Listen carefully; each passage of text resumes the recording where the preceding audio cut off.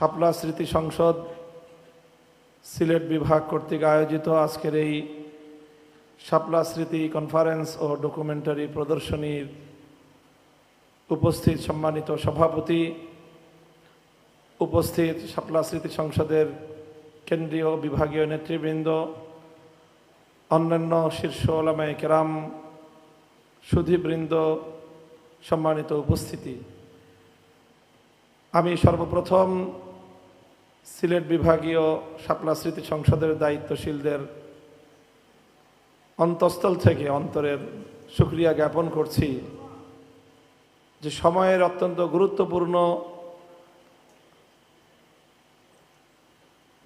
আমাদের অতীতের গৌরবগাথা ইতিহাসকে ভবিষ্যৎ প্রজন্মের সাথে সংযুক্ত করার এই ঐতিহাসিক মেলবন্ধনের দায়িত্ব গ্রহণ করার ক্ষেত্রে আপনারা অগ্রণী ভূমিকা পালন করেছেন, এগিয়ে এসেছেন।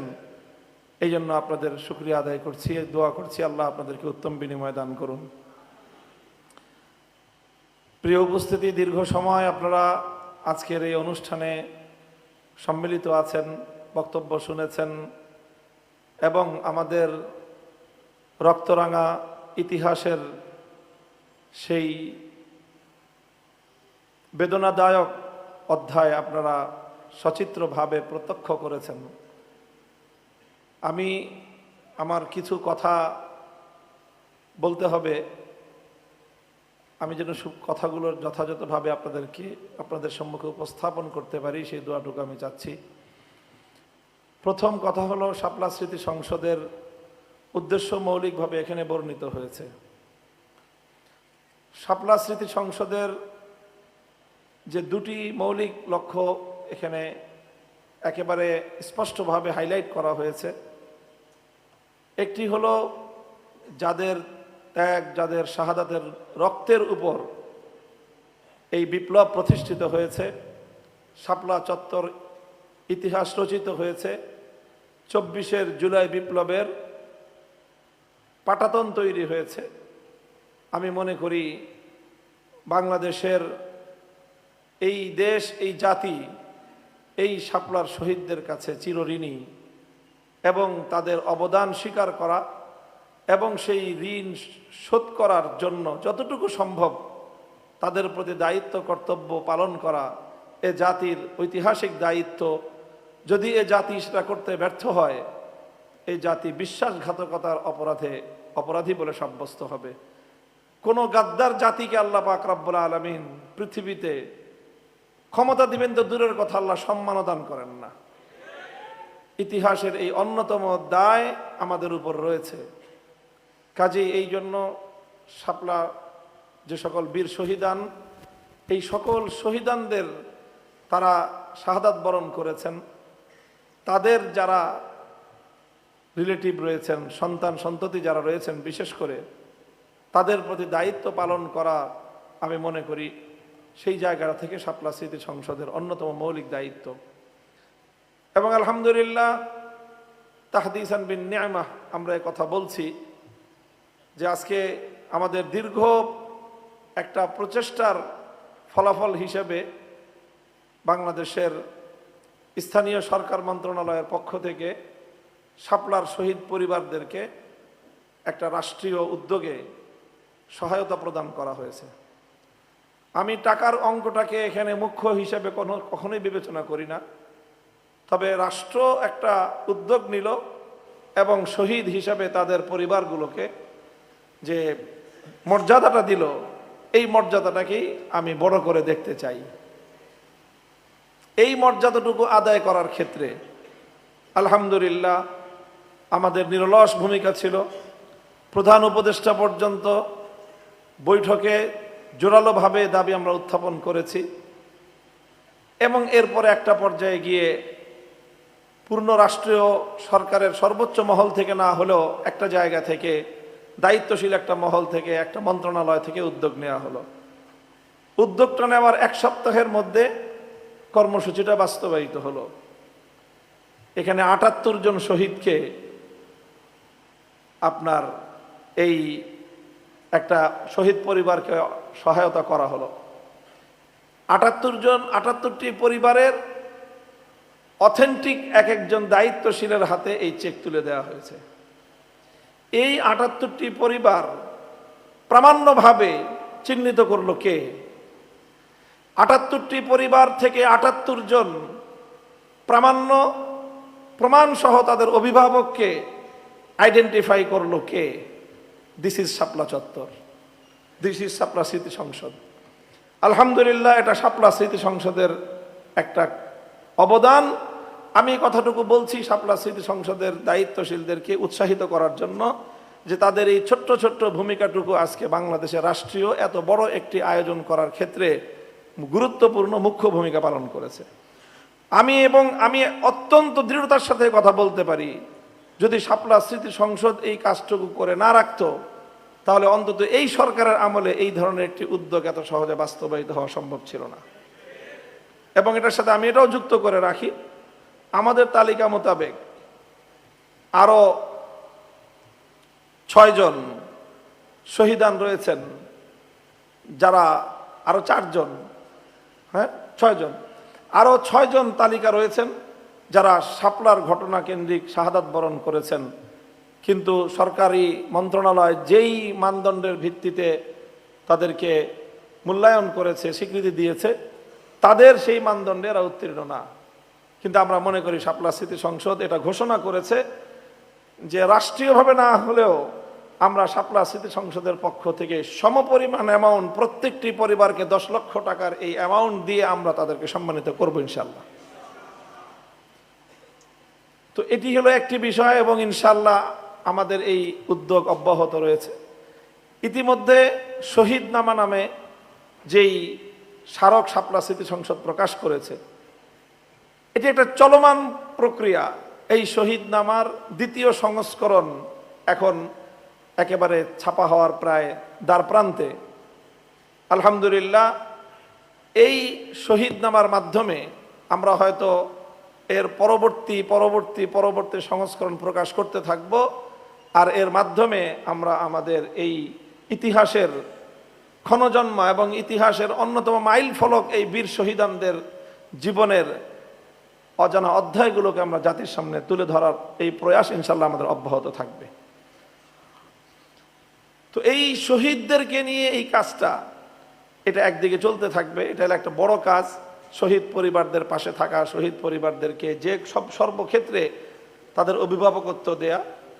আর সেই সাথে শাপলার চেতনাকে কেন্দ্র করে আমার বিবেচনায় বাংলাদেশের বিগত 50 বছরের ইতিহাসে শাপলা চত্বরের যেই ঘটনা, এটি আমাদের যে সাংস্কৃতিক বুনিয়াদ, আমাদের যে সাংস্কৃতিক যুদ্ধ, সেই যুদ্ধকে এই মাটিতে আমাদের অধিকার, আমাদের অস্তিত্ব, আমাদের আইডেন্টিটি, আমাদের পরিচয় সংরক্ষণ করার জন্য শাপলা চত্বরের মতো এইরকম ন্যারেটিভ এবং এত চমৎকার একটা উপলক্ষ, এটা দ্বিতীয়টি নেই।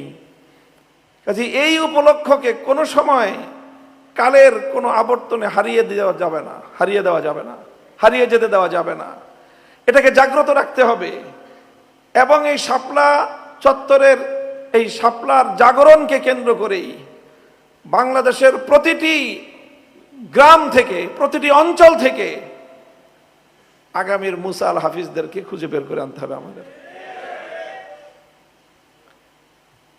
আমরা শাপলা স্মৃতি সংসদ করতেছি রাজনীতি করার জন্য না। আপনারা জানেন রাজনীতি করার জন্য আমাদের মঞ্চের অভাব নাই।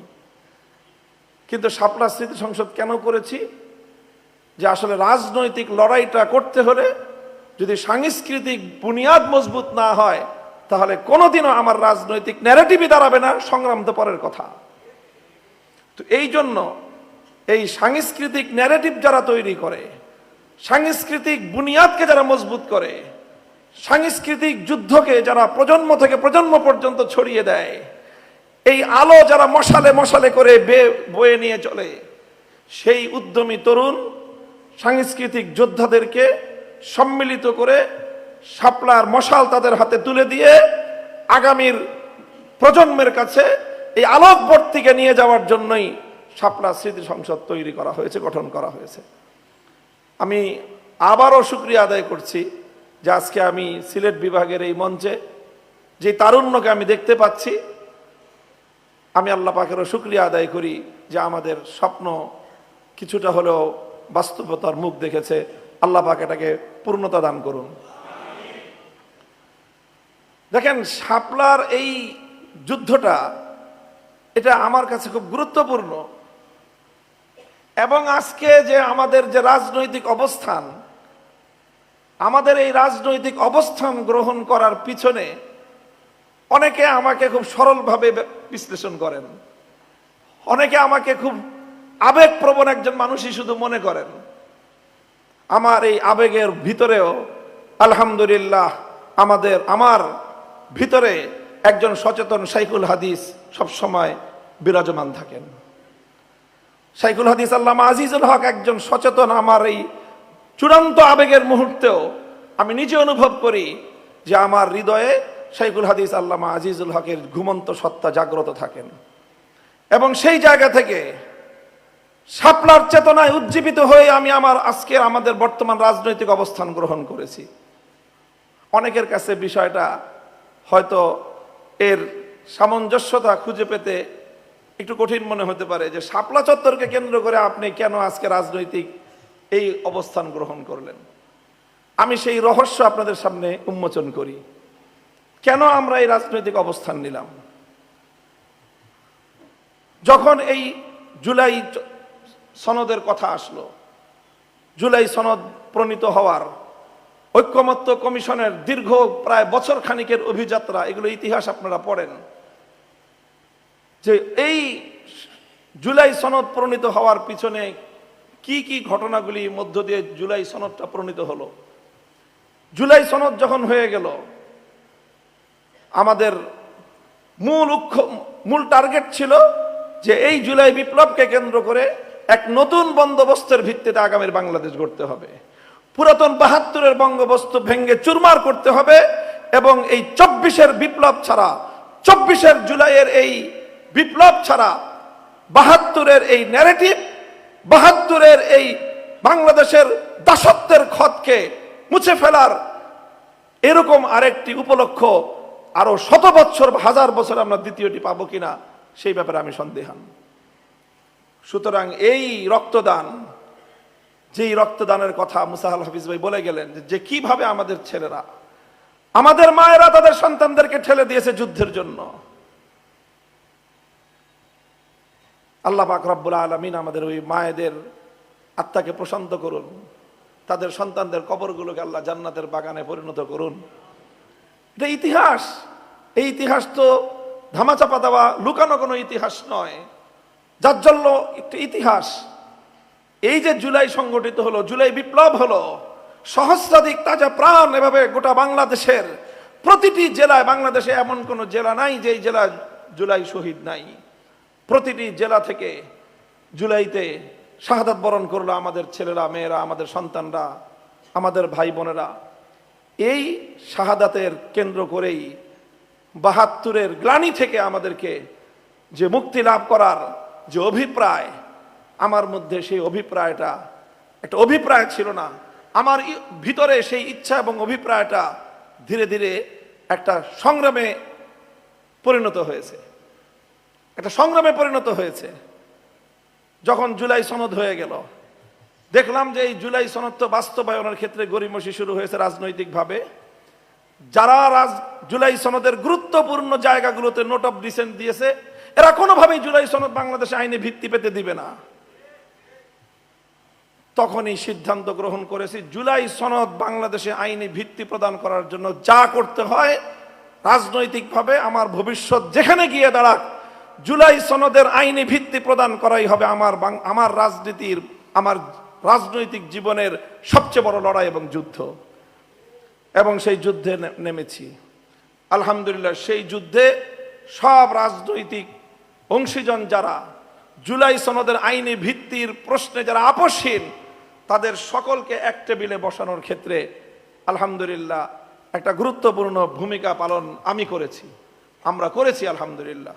এই কথাগুলো বলছি আমি আমাদের বর্তমান অবস্থানটাকে জুলাই এবং শাপলার সাথে এটার যে সম্পৃক্ততা সেটা আপনাদের সামনে তুলে ধরার জন্য, এবং এটার সাথে অন্য যারা ছিল তাদের সকলের সাথে জুলাই বিপ্লবের প্রত্যক্ষ যারা নেতৃত্ব দিয়েছে, ছাত্র নেতৃবৃন্দ, আজকে যাদের রাজনৈতিক মঞ্চ হলো এনসিপির বাসায় বৈঠকের আয়োজন করেছি, সকল রাজনৈতিক শীর্ষ নেতৃত্বকে সেখানে উপস্থিত করার ব্যবস্থা করেছি, করে তারপরে সেখান থেকে আমরা সিদ্ধান্ত নিয়েছি যে জুলাই সনদের আইনি ভিত্তি কার্যকর করার জন্য যা করতে হয় আমরা সম্মিলিতভাবে সেটাই করব।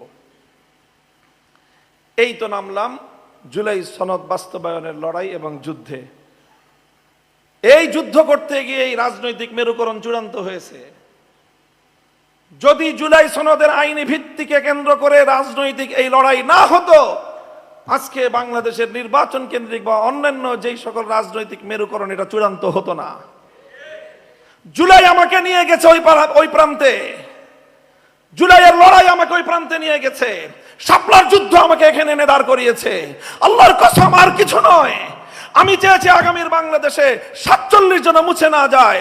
আমরা চেয়েছি আগামীর বাংলাদেশ যেন শাপলা চত্বরকে ভুলে যেতে না পারে, তার আইনি রাষ্ট্রীয় ভিত্তি কার্যকর করতে হবে। সেই লড়াই এবং সেই যুদ্ধ হাযাল্লাযী আকাদানি হাযাল মাকাদ, এটার জন্য আমি অবস্থান নিয়েছি। কাজেই যারা আমার এই ইঙ্গিতপূর্ণ কথায় তারা বুঝবার চেষ্টা করেন যে কেন আমরা এই রাজনৈতিক অবস্থানে এসেছি, এবং আমি বিশ্বাস করি যে আগামীর অনেকের কাছে জুলাই সনদের অনেক বিষয় নিয়ে প্রশ্ন আছে। প্রশ্ন যে আমার নাই তা নয়, আমারও অনেক প্রশ্ন আছে। জুলাই সনদে আরো কি কি হওয়া উচিত ছিল, আরো অনেক কিছুই হওয়া উচিত ছিল, বহু কিছু হওয়া উচিত ছিল। যা হওয়া উচিত ছিল হয়তো তার 50%ও হয় নাই। বিশ্লেষণের মাধ্যমে সেগুলো তো অবশ্যই স্পষ্ট হবে। কিন্তু যতটুকু হয়েছে জুলাই সনদের মাধ্যমে, যতটুকু হয়েছে ততটুকু আর কিসের মাধ্যমে হয়েছে আপনি বলেন? জুলাই সনদ বাদ দিলে যা থাকে সবটাই হলো 72। জুলাই সনদ বাদ দিলে যা থাকে বাকি সবটাই হলো সেকুলারিজম। জুলাই সনদ বাদ দিলে বাকি যা থাকে সবটাই হলো বাকশাল।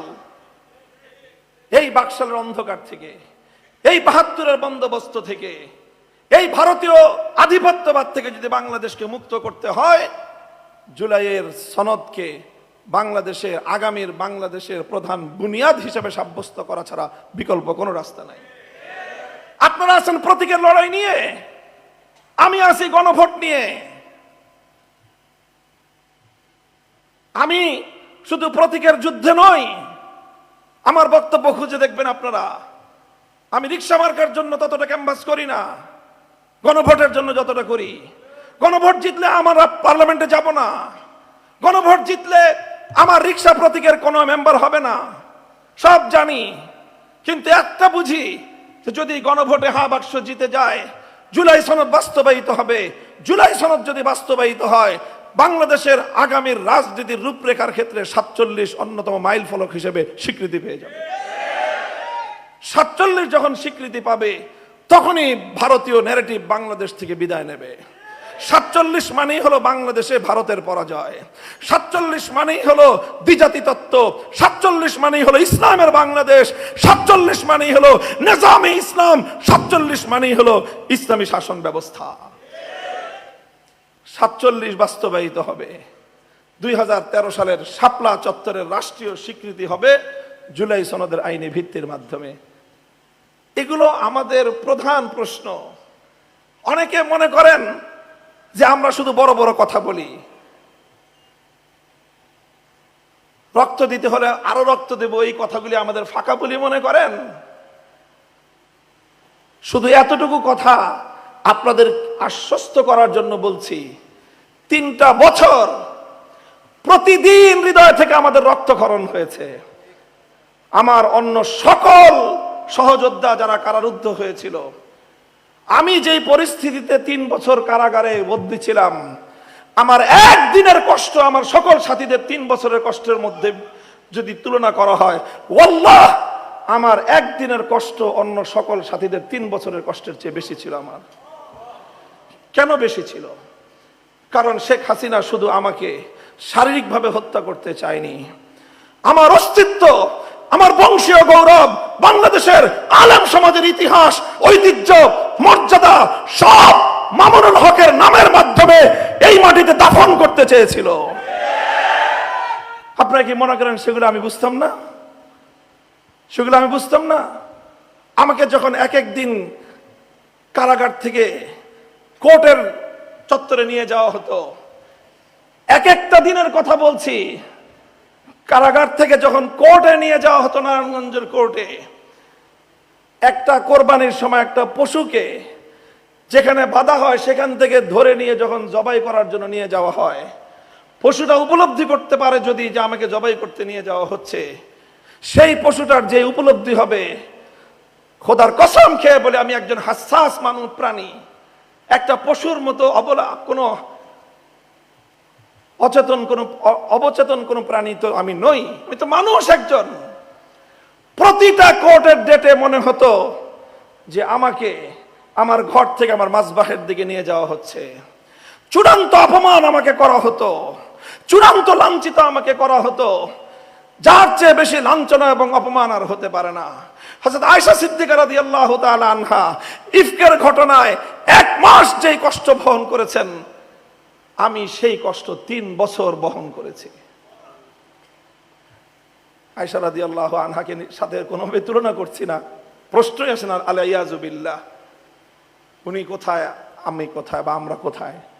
কিন্তু কথা হলো যে এই যুগের একজন সাধারণ ইমানদার হিসেবে আম্মা জান আয়েশা সিদ্দিকা রাদিয়াল্লাহু তাআলা আনহার মাকামের তুলনায় যত ব্যবধান, পরীক্ষা, ইবতিলা এবং ষড়যন্ত্র, আব্দুল্লাহ ইবনে উবাই ইবনে সলুলদের নেতৃত্বে পরিচালিত ষড়যন্ত্র, এটা এই যুগের জন্য সেই পর্যায়েরই ছিল। সেই পর্যায়ে আয়েশা সিদ্দিকা রাদিয়াল্লাহু আনহাকে আক্রান্ত করে নবী মুহাম্মদুর রাসূলুল্লাহ সাল্লাল্লাহু আলাইহি ওয়াসাল্লামকে ঘায়েল করার চেষ্টা করা হয়েছিল। এই যুগে আমার সৌভাগ্য, এটা আমি বলবো যে আমাকে কেন্দ্র করে আলেম সমাজকে কলঙ্কিত করার চেষ্টা করা হয়েছিল। আল্লাহ পাক হযরত আয়েশা সিদ্দিকার বারাত জাহির করেছেন। ওই যুগে ওয়াহির দুয়ার ছিল, আল্লাহ পাক ওয়াহির মাধ্যমে আয়েশা সিদ্দিকার মাকাম অনুযায়ী করেছেন। এই যুগে আমার মতো একজন নাকিসুল ঈমান ওয়াল আমল ব্যক্তির জন্য আল্লাহ পাক যতটুকু করেছেন, আমি মনে করি এটা আমার অবস্থান থেকে আল্লাহর অনেক বড় রহমত এবং নিয়ামত ছিল। এত সহজ মনে করেন না। আমরা এগুলো বুঝে বুঝে এই সমস্ত পরিস্থিতির সম্মুখীন হয়েছি। যারা মনে করেন যে শুধু আবেগে কথা বলি, মাপ চাই আপনাদের কাছে, এতটা বোকা আমাদেরকে মনে করেন না যে না বুঝে কথা বলি। যখন কথা বলি, যখন ভাস্কর্যের বিরুদ্ধে কথা বলেছি, বুঝেই বলেছিলাম, পরিণাম জানতাম এই ভাস্কর্যের বিরুদ্ধে কথা বললে কি পরিণাম আমার হতে পারে। আমার মতো অনেকেই ভাস্কর্যের বিরুদ্ধে 2টা কথা বলার পরে হুমকিতে তারা সবাই নীরব হয়ে গিয়েছিল। ইতিহাস পড়ে দেখেন 2021 সালের, খুঁজে দেখেন, আমরা নীরব হই নাই। হ্যাঁ, একেবারে মানে একই ধারায় কথা বলে গেছি তা না, কিন্তু কথা ফিরিয়ে নেই নাই, কথা প্রত্যাহার করি নাই, বলেছি, চূড়ান্ত ভাবেও বলেছি, আল্লাহ আমাদেরকে সক্ষমতা দিলে সর্বপ্রথম মুহূর্তেই সকল ভাস্কর্য ভেঙ্গে গুড়িয়ে দিব। সাংবাদিক সম্মেলন করে 2021 সালে আমি ঘোষণা দিয়েছি। এগুলোরই পরিণাম ছিল। আর আপনারা তখন মজা লুটেছেন, এখনো মজা লুটেন। মনে রাখবেন, আয়েশা রাদিয়াল্লাহু আনহার ওই ঘটনাকে কেন্দ্র করে উম্মতের এক দল এখনো পর্যন্ত তারা মজা লুটে, তাদেরকে শিয়া বলা হয়। শিয়ার বিরুদ্ধে কথা বলেন, অথচ শিয়াইয়াতের ধারক, তাদের সেই আদর্শের উপরে নিজেদের প্রজন্ম পরিচালিত হচ্ছে, খবর নাই। আল্লাহ পাক হেফাজত করেন। আমি বলছি যে এই কথাটা, সেই কথাটা হলো এই যে আমরা যে রক্ত দিতে চাই, এটা শুধু আমাদের মুখের কথা নয়। রক্ত দিতে চাই মুখের কথা নয়, রক্তের চেয়ে অনেক বড় কিছু দিয়েই তারপরে মঞ্চে দাঁড়িয়ে কথা বলছি। জীবনের চেয়ে মূল্যবান জিনিস কোরবান করে দিয়ে এসে আল্লাহর জন্য, আল্লাহর দ্বীনের জন্য তারপরে কথা বলছি। আমি মনে করি শাপলার এই চেতনা, শাপলার এই চত্বরের এই জাগরণ এবং এই যে আমাদের আত্মত্যাগের যে কোরবানির যে প্রেরণা, আমাদের যে এই বক্তব্য, আমাদের এই বয়ান, এটা অব্যাহত রাখতে হবে। আরে ভাই, যেই জিনিস, যেই কথা, যে বক্তব্য, যেই স্লোগান বাতিলের ভিত শুদ্ধ কাঁপিয়ে দেয়, সেটা যে আমাদেরকে আঁকড়ে ধরে রাখতে হবে, সেই কথা আমাদেরকে এত বড় লেকচার দিয়ে বুঝাইতে হবে কেন? বুঝেন না যে জিনিস তাদেরকে ভয় পাওয়ায় দেয়, সেই জিনিস আমরা কেন আঁকড়ে ধরবো না? আমরা তো কেন বারবার শাহাদাতের শপথ দিব না? যদি শাহাদাতের শপথ নিজের অন্তরের মধ্যে না থাকে, শাহাদাতের তামান্না যদি না থাকে, কিসের ইসলামী আন্দোলন, কিসের ইসলামী রাজনীতি? মোহতারাম হাজিরিন, আমি আর কথা দীর্ঘায়িত করছি না। আমার মূল কথাটা হলো এই শাপলাকে কেন্দ্র করে জুলাই থেকে নিয়ে জুলাই সনদ এবং জুলাই সনদের আইনি ভিত্তি বাস্তবায়ন, আগামীর বাংলাদেশ থেকে ৭২-এর বাকশালী ব্যবস্থাপনা, ভারতীয় দালালি, ভারতীয় আধিপত্যবাদের শেকড় শুদ্ধ এই মাটি থেকে উপড়ে ফেলতে হবে ইনশাআল্লাহ। এবং আমরা এটা করবো ইনশাআল্লাহ, এবং আমরা এটা করতে পারবো ইনশাআল্লাহ। কারণ একটাই, তারা অনেক বড় শক্তি হতে পারে, তারা অনেক বিশাল পাওয়ারের মালিক হতে পারে, কিন্তু আমাদের কাছে একটা জিনিসই আছে, সেটা হলো এই আল্লাহর দ্বীনের জন্য আত্ম উৎসর্গ করার মতো আমাদের মধ্যে প্রেরণা আছে। এটা তাদের মধ্যে নাই। এই একটা জিনিসই তাদের সকল শক্তির মোকাবেলায় আমাদেরকে দাঁড় করায় দিতে পারে। এই জন্য খবরদার নওজওয়ান তবকা, এই শাহাদাতের তামান্না, এই রক্ত দেওয়ার জজবা, এটা যদি আমরা হারিয়ে বসি, এই জমিনে গোলামি করার জন্য আমাদেরকে খুঁজে পাওয়া যাবে না। আমাদেরকে এইভাবেই সচেতন থাকতে হবে। আমি আর কথা দীর্ঘায়িত করছি না। যদি আবেগে কোনো কথা বেশি বলে ফেলে থাকি, সেটার জন্য আমি দুঃখ প্রকাশ করছি। আমি যেটা বলছি, কথা আমার শেষ।